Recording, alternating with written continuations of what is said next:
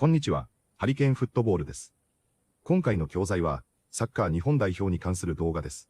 フットボーメタのチャンネルでは、日本代表が構築した戦術システムを分析し、日本がワールドカップで躍進する可能性を解説しています。日本はシステムやポジションを柔軟に変化させ、サイドでオーバーロードを形成しながら中央を突破して、あるいはサイドチェンジを使いながら、相手守備を崩していると話しています。守備面でも組織的なプレッシングと素早い攻守の切り替えを備えており、日本は今大会で最も魅力的かつ、戦術的に洗練されたチームの一つだと評価しています。実際にどのように話しているのかチェックしてみましょ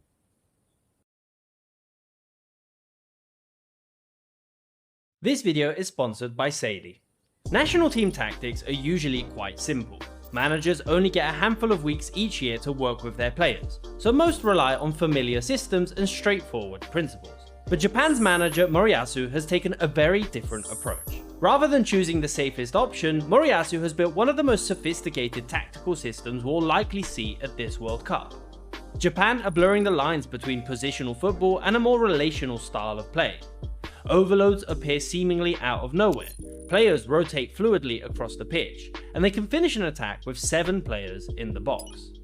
And that's why I think Japan have a real chance of going further than they ever have at this World Cup. Now, I'm not suggesting Japan have the squad depth to win the tournament, but their form leading up to this World Cup is undeniable, having won every single game since October and beating teams like Brazil and England along the way. But the reason why this team is worth analysing isn't necessarily because of the results, but the way they play, and how they seamlessly transition from one shape to another. On paper, the formation is a 3-4-2-1, and the squad is now stacked with players at the top level of European football, even considering the injuries to key players like Mitoma and Minamino. However, from open play, the base setup is more often than not a 3-2-5.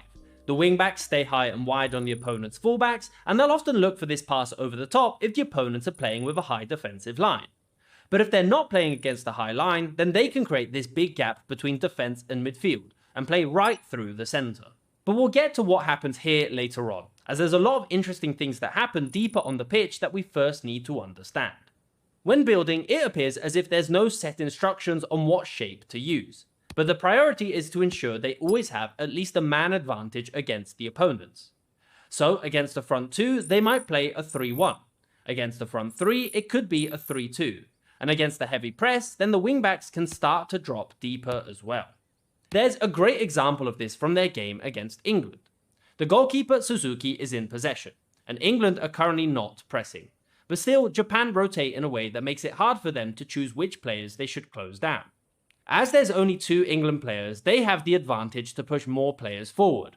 So we see the left centre half Ito pushing forward on the left, with the holding midfielder Kamada then dropping to form the back 3. So already with this rotation, their shape has shifted from a 3-2 to a 3-1. As England start to press, then the holding midfielder goes back into midfield, and the left centre half drops back into position, so they can maintain this +2 advantage. But then we see what happens on the right. In this situation, you would expect Gordon to push forward. However, he's undecided, because the right inside forward Ito has stepped out onto the flank, which means England's left back O'Reilly is in a 2v1 with the wing back Doan. So England can't really press. They drop deeper on the pitch and Japan circulate the ball to the opposite flank. And now Morgan Rogers is late to close down the left centre half, who initially we saw push forward into midfield. So Japan can use this late run to their advantage, as it opens up a central gap into Mitoma. As they break forward, it's the right wingback Doan cutting into the centre, as the inside forward has taken his position out wide given his initial rotation. They break forward quickly and end up with 5 players in the box, with Ito being completely unmarked on the back post. But the pass doesn't make it all the way through. With a build-up shape like this, it's no wonder that even against teams like England or Brazil, Japan are able to control the tempo of the game for long periods of time. And you'll often see them in aggressive offensive positions like this, with the whole team in the opponent's half, and the defending team trying to stop these overloads. And these overloads are the second major component that gives this team a much more dynamic feel compared to other nations. Now, keeping track of all these rotations is incredibly hard, and a lot of the times the opponents will end up out of position. Because once they start to move into the opponent's half, that's where we can see the true beauty of this team. We saw earlier how the base formation is a 3-2-4-1 or even a 3-2-5, and this is essentially how their attacks start. But there is a key rotation from the 2 holding midfielders that changes this setup instantly.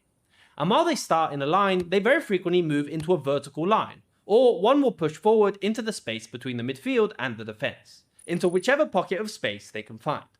This transforms the shape into a 3-1-3-3 or quite frequently a 3-1-4-2. And it does a few very important things. Firstly, the front four is on the defensive line, so the opposition needs to drop a bit deeper to cover these players. But these two players cause a problem for the midfield. Drop too deep and they can gain control of the pitch. Ignore them and try and press, and you can instantly be exposed with one line-breaking pass. Here we can see, for example, how in this case they've separated the midfield and defense, and with a quick first-time pass into the striker, they now have players pushing forward and can attack right through the centre.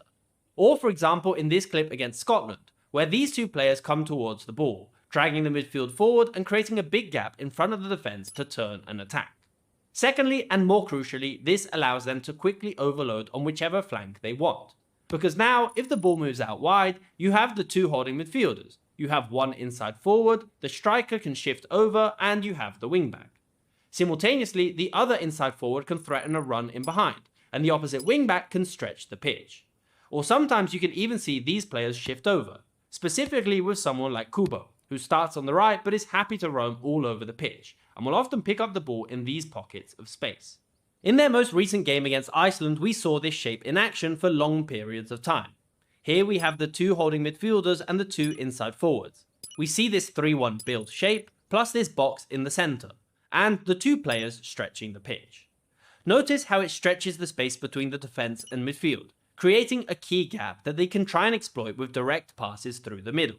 But most of the time, what we see is the ball shifting out wide. For example, like in this clip here against Iceland, with 6 players quickly getting all over into one half of the pitch, and leaving the player on the left free for a switch. This is something we saw plenty of times against England. Once they've created this overload on one side of the pitch, then switches in play into the opposite wingback are the next solution if there's no space to attack through the overload, progressing on the left and quickly switching to the right, where they had acres of space to run into. I think the goal against Scotland also encapsulates everything this team is about.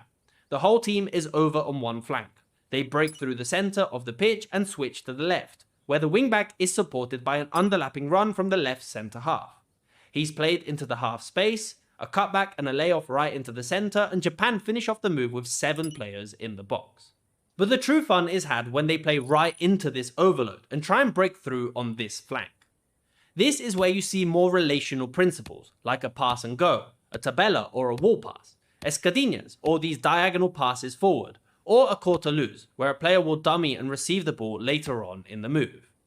In these situations, positions become meaningless, and the idea is to simply give the player on the ball passing options, and after every pass to instantly run into a different space. Japan can often break forward directly through this cluster, and then there are always players on the opposite flank attacking forward, where they can look for cutbacks or low-driven passes across the box. So this is one of the main reasons why I think Japan could be one of the most entertaining teams at the World Cup. But one final detail to mention is also their defensive discipline. We've seen them press aggressively and we've seen them be extremely compact. And when they regain the ball, they're one of the quickest teams in transition, just like the goal they scored against England in their recent friendly. The key behind their press is to set specific traps.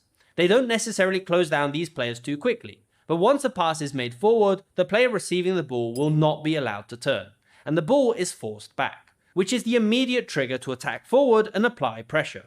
When in a low block, they are extremely compact in the centre, forcing player out wide, where the wingbacks can quickly cover any player in this position, safe in knowing they have the protection from the centre halves if they're not able to regain the ball. So it's impossible to predict just how far this Japan team can go at the World Cup, but I'm certain they'll have a lot of people tuning in to watch a really intricate and beautiful style of play. But let me know your thoughts in the comments down below. What do you make of Japan's tactics and how far do you think they can go this summer? And if you're traveling abroad this summer, don't forget to check out Saily and get an exclusive 15% discount on Saily data plans by using code FOOTBALLMETA at checkout. 次は解説です。今回は、サッカーでよく使われる表現や、特に今回の動画のような戦術などの解説でよく使うような表現を多く解説していますので、本日の解説をチェックしてみましょう。Japan are blurring the lines between ブラーはぼやけるや曖昧にするという意味の単語です。比喩的に境界を曖昧にするという意味でも非常によく使われます。この動画では、日本代表の戦術がポジショナルフットボールとリレーショナルフットボールの特徴を併せ持っていることを説明するために使われています。また、写真加工で背景をぼかしたり、顔や文字にぼかしを入れたりする場合にもブラーが使われます。英語ではブラーザバックグラウンドやブラーザムワンスフェイスのように表現できます。Japan are blurring the lines. Japan are blurring the lines, and Japan circulate the ball to the opposite flank. Circulate は、循環する、回す、広めるという意味の動詞です。ビジネス英語では Circulator リポートや Circulate Information のように、資料を回覧する、情報を共有するという意味でよく使われます。一方でサッカーでは Circulate Ball という形で使われ、ボールを回す、パスをつないで動かすという意味になります。単にパスを出すだけではなく、相手を動かしながらチーム全体でボールを循環させるニュアンスがあります。TOEIC でも比較的よく出題される便利な単語です。And Japan circulate the ball to the opposite flank.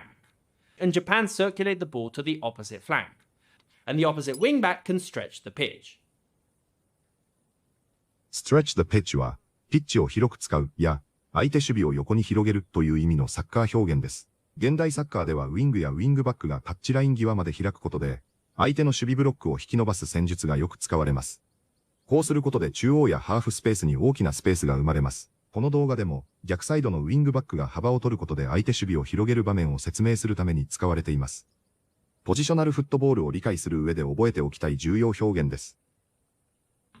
And the opposite wingback can stretch the pitch. And the opposite wingback can stretch the pitch. Or sometimes you can even see these players shift over. シフトオーバーは横へ移動するや寄るという意味の表現です。サッカーでは選手やチーム全体がボールの位置に合わせて横方向へ動くことを指します。現代サッカーでは数的優位を作るために選手が片側へ集まることが多く、その際によく使われます。戦術解説では非常によく聞く便利な表現です。また、日常会話ではcould you shift over a littleのように、少し横へずれてもらえますかや、少し詰めてもらえますかという意味でも使われます。サッカーだけでなく、席や場所を少し移動してほしい時にも使える便利な表現です。Or sometimes you can even see these players shift over. Or sometimes you can even see these players shift over. Who starts on the right but is happy to roam all over the pitch. ロームは自由に動き回るや歩き回るという意味の動詞です。日常英語では街や自然の中をブラブラ歩くときに使われます。サッカーでは特に重要な表現で、選手が決まったポジションに縛られず、スペースを探しながら自由に動くことを表します。久保建英のような創造性の高い選手を説明するときに使われることがあります。単なる走るではなく、自由にポジションを変えながらプレーするニュアンスがあります。Who starts on the right but is happy to roam all over the pitch. Who starts on the right but is happy to roam all over the pitch. Also encapsulates everything this team is about. エンカプショレイトは要約するや本質を凝縮して表すという意味の上級英単語です。もともとはカプセルの中に入れるという意味ですが、現在では多くの特徴や情報を一つにまとめて表現する際によく使われます。スポーツ解説では、あるゴールやプレーがチームの特徴を象徴している時によく登場します。ニュースやビジネス記事でも見かける便利な表現です。少し上級ですが、知っていると英語の理解が深まります。Also encapsulates everything this team is about. Also encapsulates everything this team is about. Where they can look for cutbacks or low-driven passes across the box.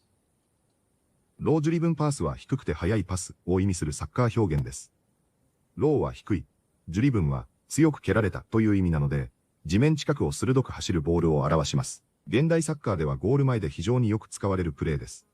ふわりと浮かせるクロスよりもディフェンスやゴールキーパーが対応しにくいため、多くのチームがロージュリブンパスやロージュリブンクロスを積極的に使います。実況や戦術解説でも頻繁に登場する表現です。TOEICでは見かけませんが、サッカー英語では知っておきたい重要語彙です。Where they can look for cutbacks or low-driven passes across the box. Where they can look for cutbacks or low-driven passes across the box. いかがでしたか？日本の戦術を深く分析したものではないかもしれませんが、日本のプレースタイルの特徴と強みを本当に簡潔に解説した動画だったのではないでしょうか。とうとう日本も分析される側になってきた気もしますが、分析され、対策され、それでも強豪相手に互角に戦い、勝利する必要がある段階に来たのかもしれません。もちろん対策する側にも、代表チームの時間の中でできることは限られているのでしょうし、対策の対策も含めて、限られた時間の中で、最小限かつ最大限の戦術や対策を講じることができるのは、今後の日本の強みにさえなっていくのかもしれません。